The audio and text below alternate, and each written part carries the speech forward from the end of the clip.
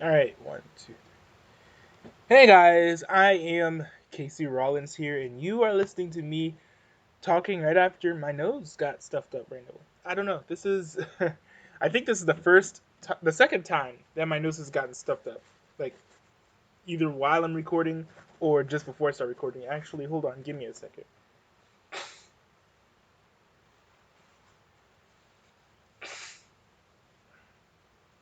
Alrighty, I think that will have to do. Okay, all right. Um, I'm Casey Rollins. You are tuned in to the Countercast, and today I actually have a lot of different things to talk about. I do want to touch on the coronavirus a little bit, but I want to talk about some other things that have been happening, some tech news that I find interesting and or disturbing, and also a little bit of discussion on some a little bit of discussion on some shows that I've been watching as well. So I'd like to kind of get into it.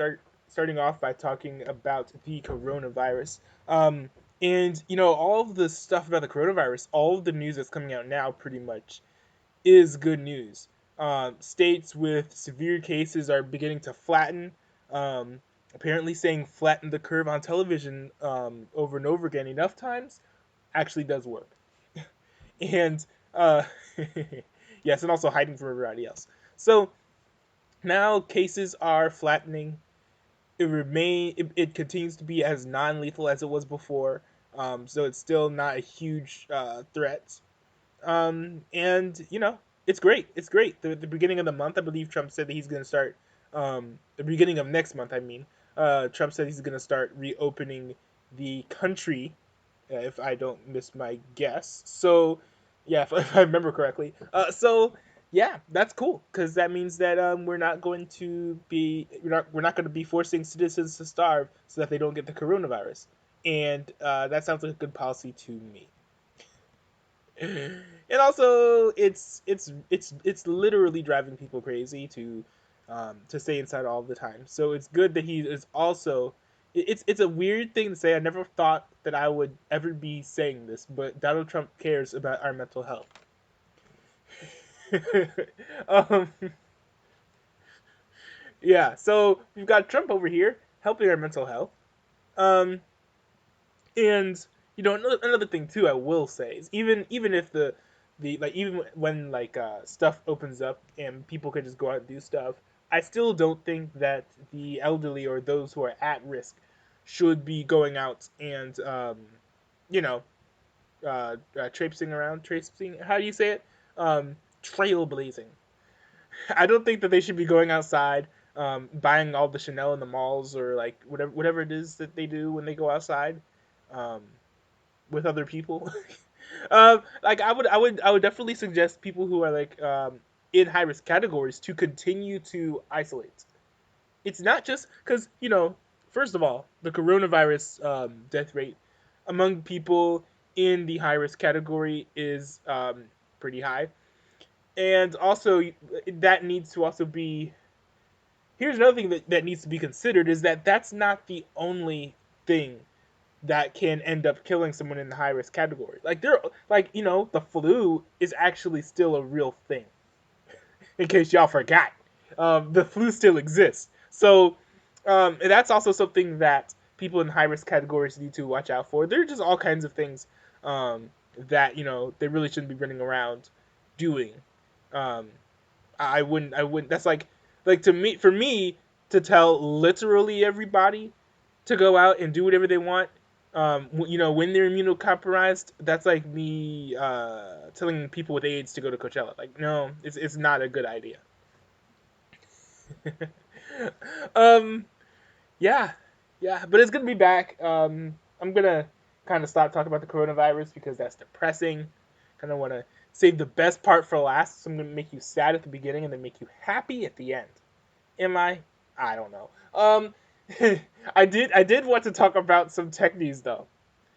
A couple pieces of tech news. Some of it is happy, some of it's not happy at all. I think we're gonna talk about the not happy stuff. So you've got the Earn and Act over here. Um, I don't even know who the goofballs are that created this legislation, but it is completely idiotic and actually is going to cripple a whole lot of government communications if it becomes enacted. And yes, of course, you know exactly what I'm talking about. I'm talking about the Earn It Act. Now, the Earn It Act is this anti-encryption uh, legislation that the goal of it is to basically make it completely illegal to ban encryption at all. And I feel like we've been down this road before. I can't remember.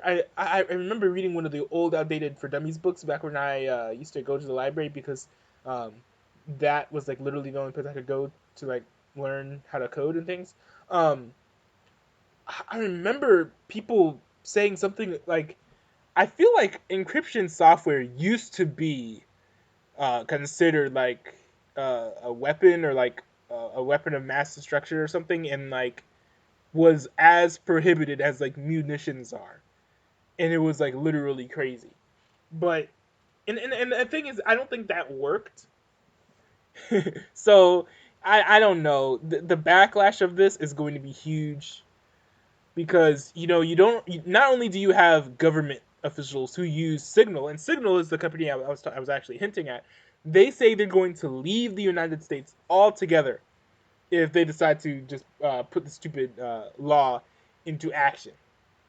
So if Signal says they're going to leave, that's like the number one end-to-end encrypted app, and government officials use it all the time to communicate because it's secure. And also WhatsApp. Um, they're kind of popular in the United States, but more popular overseas. They're going to be completely gone from from the American landscape because that is also encryption. So I don't even know what these lawmakers were thinking when they put this plan into place.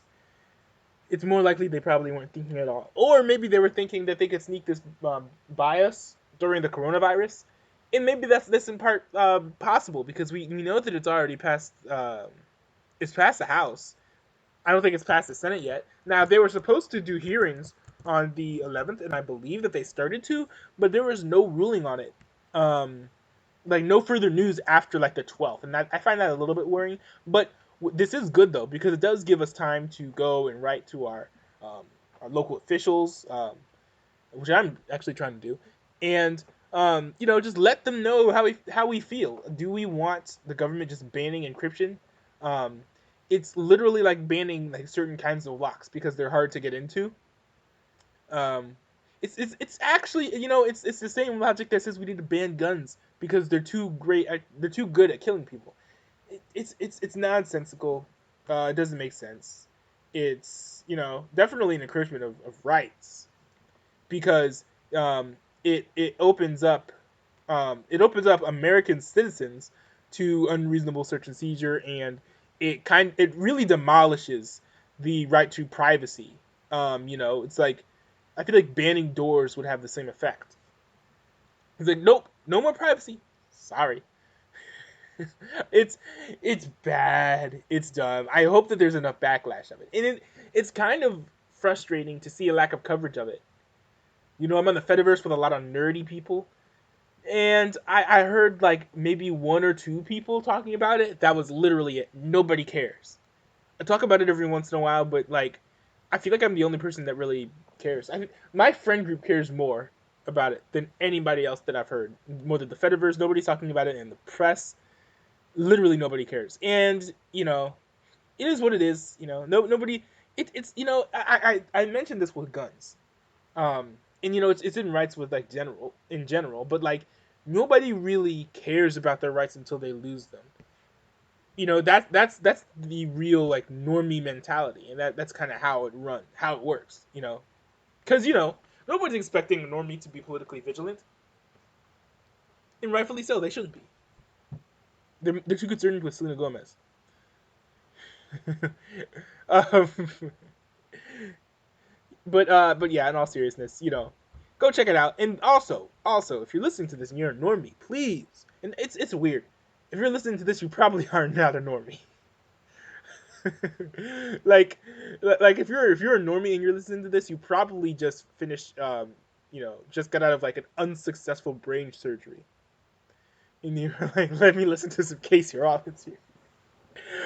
but anyways, if you're not more vigilant, if you feel like you should be more vigilant about your rights, definitely do so, because now is a time when the governments, no matter where you are, basically, are going to be chopping at the bit to really take away your rights. They're never gonna wait until you're paying attention to take away your rights. That's a bad strategy. That's like, yeah, I'm not even gonna think of an analogy because I don't need one. It's like a bad strategy. Nobody does this. Nobody waits until you're ready. That's like okay, here's an analogy. That's like a robber, waiting until you're ready for the attack before they club you. No, man, this is not how bad guys work. And trust me, politicians for the most part are bad guys. Ted Cruz is a nice guy. I like Ted Cruz, but in general, politicians are bad guys. So what else? What else do we have? One thing I did want to talk about. There is a new OnePlus phone out and a new iPhone out. Both of these came out fairly recently. They came out. I think it was last. I think it was about a week ago, actually. Um, the new iPhone is like the 2020 edition of the iPhone SE, and I believe that the new OnePlus phone is the OnePlus 8 and the OnePlus 8 Plus, because everybody has to come out with two versions of the same phone nowadays. um, but it's kind of interesting. It's one thing is I really like seeing the budget phones coming out right now. It's very cool. If there's I'm not gonna say that, but if there are any kinds of phones that should be coming out right now, it should be budget phones, because people are basically being robbed by the government at this point, because they're being forced to not work, despite still having bills. For the most part, some of the bills have been deferred or whatever, but they still exist.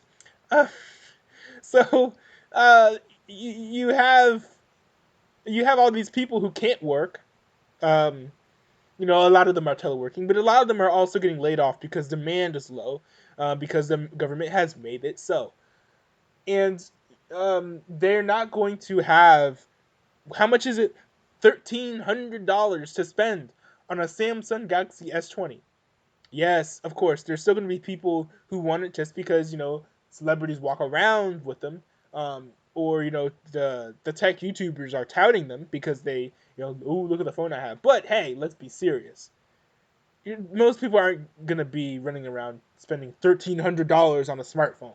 And I said it in a previous episode, you shouldn't even be buying phones that are expensive anyway. If you have if you have $1,300, it's probably more worth it to buy a card that's like used, old, broken down, especially considering the fact that gas is cheap right now. Like, I'm not even playing, dude. Like, buy oil, buy gas, because it's cheap, man. I saw, I think Timcast tweeted something.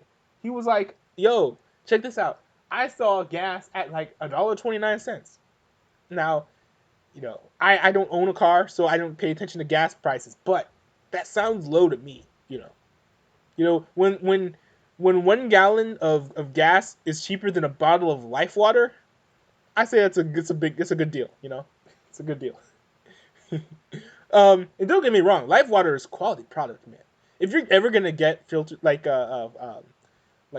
bottled water or like electrolyte flavored water, get Life Water. Like, that stuff tastes like so good. I love the electrolytes they put in there. Some quality stuff. Um, how did we get from talking about smartphones to talking about Life Water?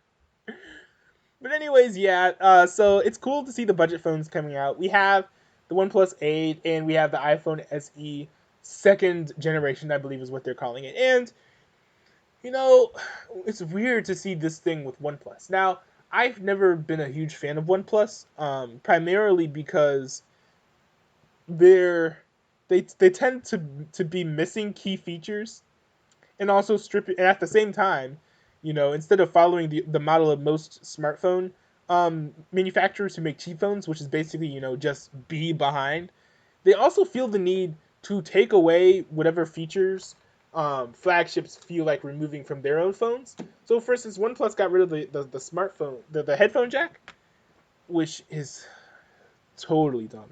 Um, and so I've never even taken buying a OnePlus phone seriously because either they didn't have a headphone jack or when they did, they weren't being sold in America. And the same kind of goes for this OnePlus phone. Honestly, for me, this might sound strange, but you need FM radio to be bought by me if you're a smartphone. Smartphones, listen up. If you want to be my number one, you want to be my number one, my sidekick, my partner, my you want to walk, you want to do life with me. This is what you need, smartphone, FM radio. You also need water resistance, but FM radio, seriously, it's so underrated. We're talking, it's free. You have zero lag. It works almost all the time. Like if you're in range, it works. Also, it uses up less battery than streaming. You can listen to it with airplane mode on. You don't have to worry about running out of data and not being able to listen to anything. Like, it's a never-ending wellspring of content. And I understand for people who don't like talk radio or sports, like if you listen to music and that's it. First of all, you're not listening to this podcast unless somebody guilt tripped you into doing so. In which case, I feel sorry for you. Man, how bad can your friends be if they guilt trip you into listening to a podcast this bad? Um, But if you like music and music is all you listen to, then radio is trash, pretty much. There's nothing good on radio. And now I can't speak for the Brits. I can't speak for the Australians. I can't speak for the Africans. I feel like African radio might be okay. I don't know. I haven't listened to it that much. I've heard some African DJs, that are okay. But in general, it's just not. It's not great content, man. Just listen to Spotify. You can download the music if you get Spotify Premium. If you don't have Spotify Premium, what are you doing? Get Spotify Premium. Stop saving money. Who does budgets anyways? Me. Yeah, but yeah, FM radio is the bomb, man. Also, another thing to consider is less latency. If you care, if you're a live sports fan, you know, it's good. It's good. It's like almost instantaneous. So I appreciate that. But and that's also why it's one reason why I would never buy an iPhone SE. Another reason I wouldn't buy an iPhone SE is an iPhone. I remember I was actually listening to the MKBHD's podcast Waveform earlier today, and they were like, out of a bunch of tech companies, I think it was Apple, Samsung, Motorola, and OnePlus and Tesla. Which of these tech companies, if you had to get rid of one of these tech companies, what would it be? I instantly thought Apple. Okay, and you can tell MKBHD knew that answer is right because he instantly leapt to the defense of Apple, saying, "Oh, Final Cut Pro is cool." I think that's the editing app for Macs. Final Cut Pro is cool. Apple sucks. They for a while they were the bastion of innovation, but now it's all of the Chinese sweatshop phone companies that are doing all the innovation, and then of course the American or Japanese or whatever manufacturers catch on, and then we make better versions of those phones that are more reliable and less clinky or whatever. But Apple, first of all, they're not really great with privacy. They're lying about privacy right now. They say privacy is built in. If only if by privacy you mean lack of privacy. Because Apple. Okay, the only thing they don't want to do is make back doors, and that's probably only so that the CEO's phone can't get hacked. But they're willing to give away data. They're willing to sell your data to third parties. The thing with Google is, Google has your data and they're selling it to people. Apple's willing to sell your data to Google as well as other people. So more people are going to have your data than Apple. Now, Apple, I don't think is as nefarious with what they do with your data, but they give it to people who, you're probably not going to be happy with what they do with your data. So, there's that factor in there as well. So, I just would never get an Apple phone. Also, you can't sideload apps. And I don't like ceding control to giant centralized groups. I uninstalled the Google Play services from my phone about a month ago, and that's been going okay, except for the fact that whenever I open GroupMe, it kicks me off to some strange Microsoft Store / GitHub app or website for some reason. But other than that, it's been fine. But if one company can in the blink of an eye say, you are not allowed to use this app, I'm sorry, App Store, you're not my mommy. I wouldn't even let my mom do that to me, to be honest. So why would I let Tim Cook do the same? So, and nothing against Tim Cook, or anything. He's just, wrong. And, from what I've heard, I somewhat ideologically inept. I don't know a whole lot about him, but, he's, I don't know, he lies about privacy, so, you've got that going for you as well. Let's see. What else did I want to talk about? Oh, these shows I've been watching. And of course, if you guys follow my posts, you know that I've been watching a whole lot of shows. I finished Devs. Okay, I gotta talk about Devs. Devs was incredible. It's a masterpiece of a show. I would say it's not as much of a masterpiece as Mr. Robot. But, and, you know what? No, I'm not gonna say this because it's not 100% true. But, it's a great show. The ending is really good. It really sticks the landing. It does end up with us leaving, asking questions. But they're not questions that you need to have answered. It's just fun stuff to think about, Are we living in a simulation? I was actually thinking about this a while back, and I was like, if we were living in a simulation, we should be able to make a throw recursion error. But anyways, it's a wonderful show. It's about AI tech. It's about the future. It's about the past. It's about predestination / determinism, depending on whether or not you're atheist or Calvinist. It's about power. And honestly, I can really relate to it because, growing up with my siblings, we used to fight over the computer. It's the same principle here. Devs is a bunch of nerds fighting over a computer. But yeah, it's a great show. It's a great show. It's a miniseries, 8 episodes long. It'll only take you a day to get through it. Hey, if you watch Tiger King in a day, you should be able to watch. Wait a minute, that's not good logic. Isn't Tiger King just a documentary? Is it a documentary or a documentary series? I honestly don't know. I don't have Netflix and I don't care enough about Tiger King. Really, what got me looking up Tiger King more than anything else was Rob Lowe taking a picture of himself looking like him. And I was like, dude, that man looks whack. And I looked it up and I was like, you know what? Joe looked kind of like that too. So, so we got that. Devs is wonderful. I can't say much about the show without spoiling anything.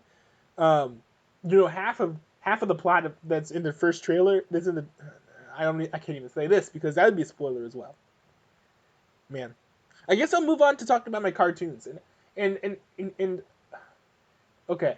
So first of all, I'm not gonna go into that right now. I'm just gonna talk about my cartoons. Okay. So I've been watching Regular Show, OK KO, We Bare Bears, Adventure Time, and The Amazing World of Gumball. Now I put We Bare Bears and The Amazing World of Gumball on the back burner.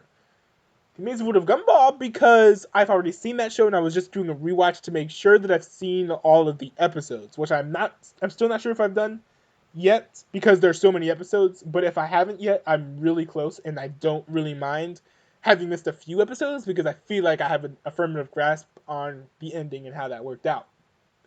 But We Bare Bears, I put on back burner because it's a cute show, it's a fun show, but it's not really the greatest. It's not, exciting. There's nothing really. There's an X factor that it's missing. Um, I'm trying to figure out what that X factor is. I think it's a mixture of adventure with it's a mixture of stakes and world building. I think in character development, very little character development in that show from what I've seen. So, um, so yeah, but I'll say this: here's the show that has impressed me more than any other show that I've been watching is OKKO. Now, people on YouTube have been saying, is OKKO the greatest cartoon airing right now? And that was back when it was still airing. And the answer is unequivocally no. Because while that show was airing, you had either, I think it came after Gravity Falls, but you had Infinity Train and you had The Amazing World of Gumball. Between those two cartoons, both of those cartoons, honestly, blow OKKO completely out of the water. But OKKO is an excellent show. Now, I know a lot of people who watch TV are not good at ignoring an exterior in an aesthetic and digging deeper into seeing what is actually at the root of a program. Because that's it's a good thing to do. I mean, I actually did that when I watched, when my grandmother showed me an episode of The Good Wife, which, granted, is actually done a lot better than most CBS programs. But the cinematography isn't great. The acting isn't really that good at all, particularly from the lead. But I will say this, if you have CBS All Access, or if you have, is it on iTunes? Is the Good Fight on iTunes? If The Good Fight is on iTunes, go out and buy season 4, episode 1. Don't watch any other episodes. I don't know how good the show is. I've heard that it's SJW, leftwards leaning or whatever, but I can't really speak to that because I don't know much about it. I do know that punching Nazis clip was taken completely out of context. I found the full clip on YouTube. Man, us conservatives really overreacted to that, and I actually do want to apologize for that because that's not even. Okay, let me go into this right now. Okay, so the whole clip is like, all my life I've been told not to punch Nazis. Never throw the first punch. And the dude's angry, and there's a riot in the street. There's a Richard Spencer lookalike out there who's inciting violence. Here is the thing: the clip, and I will say this: this is all CBS's fault because they did not clarify this. They didn't post an extended version of the promo. They didn't explain what was happening at all, probably for spoilers. But still, man, you can't do this. People were legitimately thinking that CBS was advocating for violence against people, and you know what? I'll give them this. Racism is bad. But that doesn't mean that we just go out and go run around punching random racists. Because honestly, if we resort to the same violent tactics that they are committing, then how are we better than them? Because our actions are just as ethical as theirs is. It's just our mindset is better. But two wrongs don't make a right. But anyways, they post a clip of this guy just walking around in the middle of this violence, saying, "You know what? Maybe we should throw the first punch. Maybe we should go out and punch some Nazis." But here's the context of the clip, right? That came after the guy literally was like assaulted by a racist dude, and he did not really like fight back. And actually, the point of like the whole his whole diatribe was like, you know what? Maybe I should defend myself. Maybe I should punch some Nazis. And I have been told, peace is the way. But you know what? Maybe when people are literally attacking you and threatening your life, maybe violence is an appropriate response. And I would 100% agree with that sentiment. Because I've always believed in self-defense. This is why I support the Second Amendment. Even though, that's very unpopular. Oh boy, you like guns? What, you want to kill a bunch of people? Yes. No, I don't. Now, if you were trying to kill people I like, then, you deserved it. It was coming. Um, you were asking for it, buddy. I'm joking. I don't have a gun. I don't have any gun training, but I want both of those things.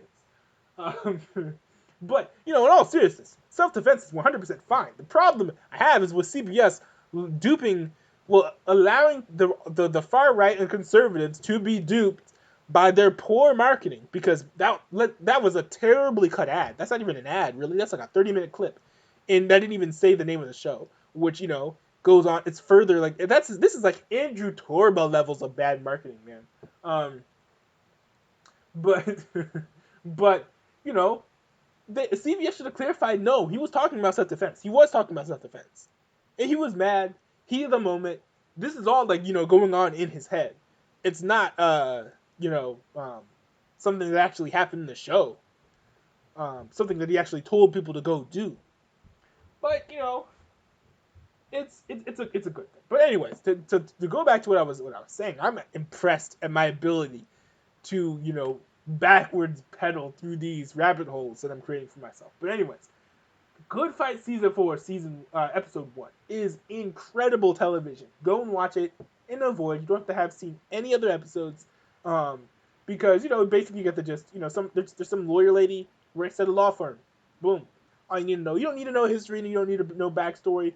Um, just watch it, man. It's wonderful storytelling. Um, you know, if all of the rest of the episodes are like that, I would love that, honestly, because that is just especially liberals, because I know the show is supposed to be left leaning, but man, liberals should really watch that show, or watch that episode anyways, because it's just. But everyone should.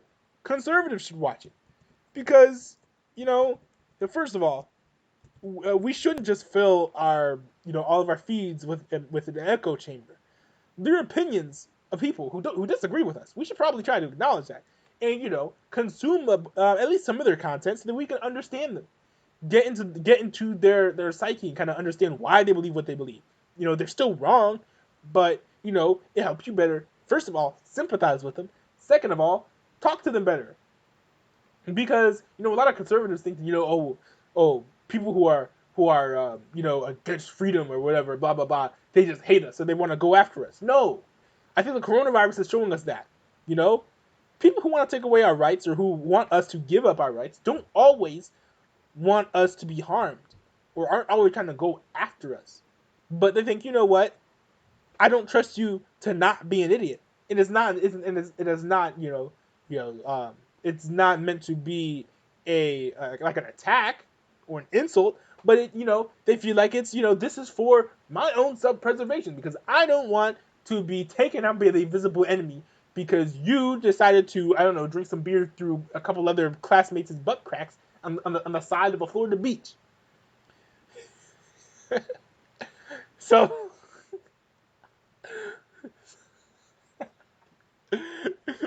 oh, I man, I did not see that coming. But but but in all seriousness, people who are on the other side of on the political aisle, most of them, honestly, I would say, have good intentions, but they're just going about it the wrong way. So it's important to see where they're coming from, listen to what they have to say. So if you're a conservative and you're scared of watching this episode, still check it out. If nothing else, it is masterful entertainment, I think. Very well written. Well, actually, not well written. The dialogue isn't great, but as far as the story and the plot is amazing. Whoever came up with this idea was a genius.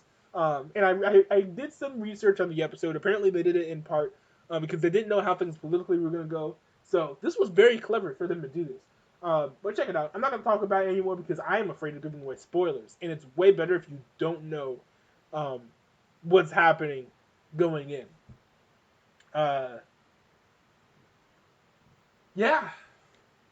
So, what did I say? I talked about OKKO.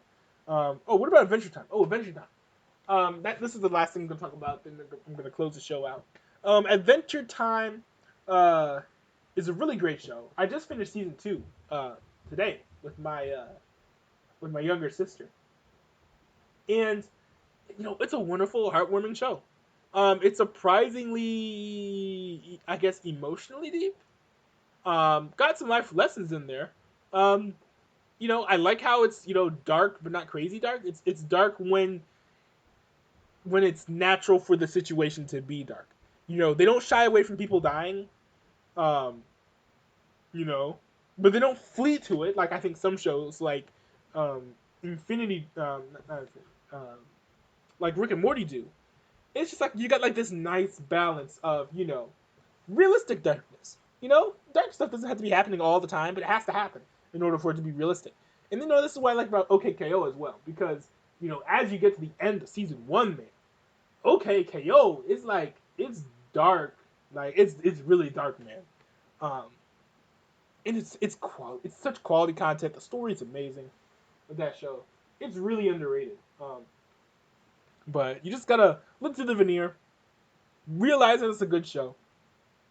Adventure Time is easier to get through because visually it's like a typical show. Visually, as far as like how surreal it is, it's like a cross between. If you ever saw Laser Wolf, that was an interesting show on Adult Swim. It's like a cross between Laser Wolf and Normalcy. Um, you know, but I like how it's about this. You create an idea of like a warrior and his trusty sidekick go fighting on missions to protect the kingdom, you know, and to prove themselves worthy. And then you flip it on its head, and then you say, "But it's on Cartoon Network." That's literally what this show is, right? What I like about the show is, first of all, you got complex emotions. All of the characters are very layered people. You have um, Finn, who is both a very dumb and childish person, but also a somewhat mature and caring and selfless person at the same time, which is like very interesting. Um, I like his interactions with Jake because Jake is a little bit more one-dimensional. He's very selfish, um, and very chill. But what I do like about the show is that as the show goes on, he becomes more sympathetic and more selfless, which I think was highlighted in I think the third to last episode, the one where they go and try to get this like elephant or something. In that one, that really showed off how much Jake has changed from season one. So that's pretty cool. Um, I'm not gonna get into spoilers. There's a spoiler that I could discuss that I'm not very happy with, but I'm gonna hold off on that. But I think I heard that today HBO announced that HBO Max is gonna be launching on the 27th, not the first. So I think that the Cartoon Network shows are gonna last a little bit longer. So hopefully I'll be able to get through Adventure Time and OKKO. And then, if I have time after that, then I'll go after We Bare Bears, and then go back to The Amazing World of Gumball. But, OKKO and Adventure Time are two amazing shows that I really want to make sure that I finish. And, I'll end on this note, just talking about Adventure Time. Adventure Time, it was weird because I would watch. There were some episodes that were okay, and I would like make myself watch it because I was like, you know what, it's still a good show. But then I was in this groove where I was like, man, this show is addicting because I keep on wanting to go back and watch the show, and it turns out, this show has an X factor that makes this show very attractive to me. So I was trying to figure out what it was, and I think after like a little bit of contemplation, I think it's a combination of complex characters, occasionally dark situations, and world building as well as a serialized story where everything that happens is canon. I think if you have a show where stuff happens in it that's not canon, that is like literally like the dumbest thing ever. Like, what's the point of a show if the stuff that happens in the show doesn't matter? That's one thing I didn't like about The Amazing World of Gumball. Characters continually would die at the end of an episode, and then you come back and nothing has changed, and the character death didn't matter. That was annoying, and so it was literally to the point where even the finale of the show could have had zero weight. The only reason that the finale of the show had weight was because they built up to the ending to the point where it made sense for it to actually have some lasting impact. We still don't know what that impact is, um, but anyways, thanks guys for listening to my TED talk. I have a video essay that I did the voiceover for. I'm still working on the animation for that. It's kind of short, but it should be out relatively soon, within a week or so. So stay tuned for that. But anyways, yeah, you can find my content on YouTube. You can find it on BitChute. You can find it on us.tv. It's Counterpoints Media. Counterpoints Media is the name of the video channels. Also, there's the blog. There's the blog at wordsmith.social, I believe. Just visit. Actually, let me look this up so that I don't send you to the wrong place. Yeah, it's wordsmith.social. No, sorry. It's just wordsmith.social/counterculture. See my articles up there.